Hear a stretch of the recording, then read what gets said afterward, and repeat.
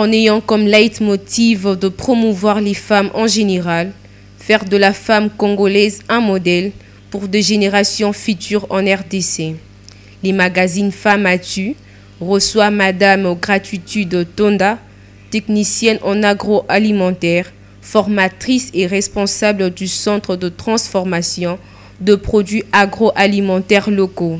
CETRAPAL en sigle, dont le siège se trouve au Congo central.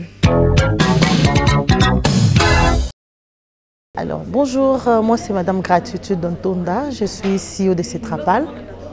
CETRAPAL est une entreprise agroalimentaire. Nous sommes basés au Congo central, plus précisément à Kisantu, à 120 km de Kinshasa.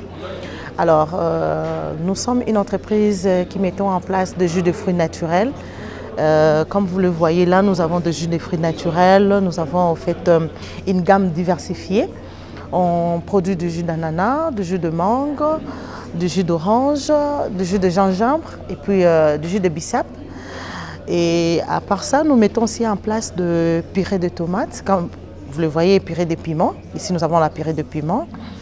Et là, nous avons des chips de gingembre.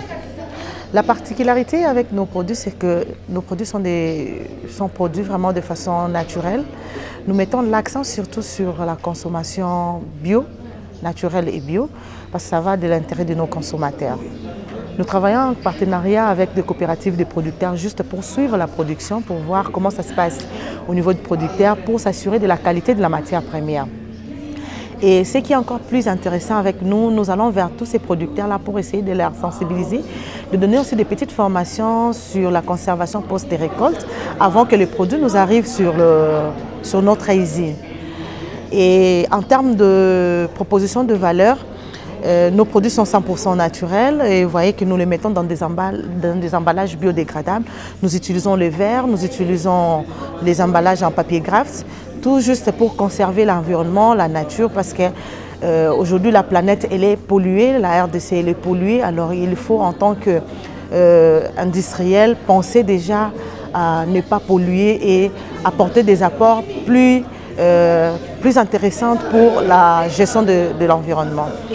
Alors, en termes de difficultés, je peux dire que nous avons en fait plusieurs difficultés que nous rencontrons déjà avec ces métiers. Vous tiendrez avec moi que l'énergie est très compliquée parce que déjà, avec les équipements que nous avons, la plupart ce sont des machines qui fonctionnent avec du courant. Et par moment, on n'a pas du courant, donc vous êtes obligés à aller dans des solutions palliatives qui coûtent aussi un peu cher. Et tout ça, c'est déjà une contrainte. Et nous avons aussi un problème d'emballage. Actuellement, la RDC ne produit pas d'emballage en verre, ce qui fait que nous puissions recourir à l'extérieur du pays. Donc, nous importons l'emballage en verre, ce qui nous coûte déjà les 50% de notre coût de production.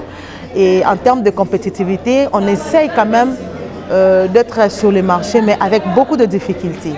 L'idéal serait que toutes ces institutions financières, des organismes internationaux, y mettent peut-être un œil sur ce que nous faisons pour un accompagnement et voir comment régler aussi ces petites différences aussi entre autres l'emballage et peut-être aussi de fonds.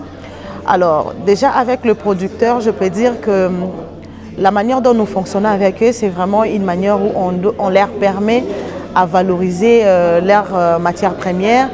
On contribue même à l'augmentation de leurs revenus parce qu'au moins ils ont une assurance qu'avec nous, ils ont la possibilité d'écouler leurs produits.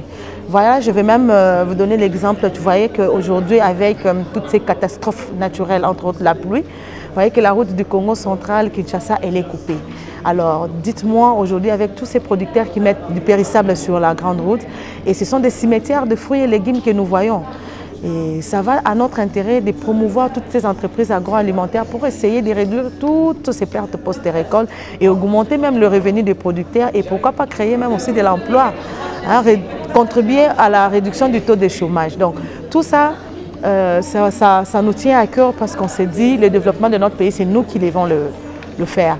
Et ensemble avec le gouvernement, ensemble avec toutes ces institutions, nous sommes prêts à aller échanger au fait l'image de la RDC, échanger, être vraiment des réels millionnaires comme l'a dit notre cher président. Donc c'est vraiment une vision que nous devons concrétiser ensemble et je pense que grâce à toutes ces initiatives, nous allons y arriver. Donc par rapport à ça, je demanderai aux consommateurs de nous faire confiance parce qu'en fait, nous sommes une entreprise, comme je l'ai dit là, qui promouvoit tout ce qui est consommation locale et nous invitons le Congolais à nous faire confiance et à nous accompagner dans cette lutte-là. Aujourd'hui, quand vous pensez déjà acheter ne fût-ce qu'une bouteille de nos jus, c'est une manière de nous encourager. Donc n'hésitez pas, nous sommes là et pour des éventuels partenariats, nous sommes ouverts. Pour des éventuels échanges, nous sommes ouverts. Pour des éventuels accompagnements, nous sommes ouverts. Et nous espérons que ça va toucher au fait vos idées, ça va toucher vos initiatives aussi. Et on sera très heureux de vous recevoir aussi dans nos institutions pour voir réellement ce que nous faisons. Merci.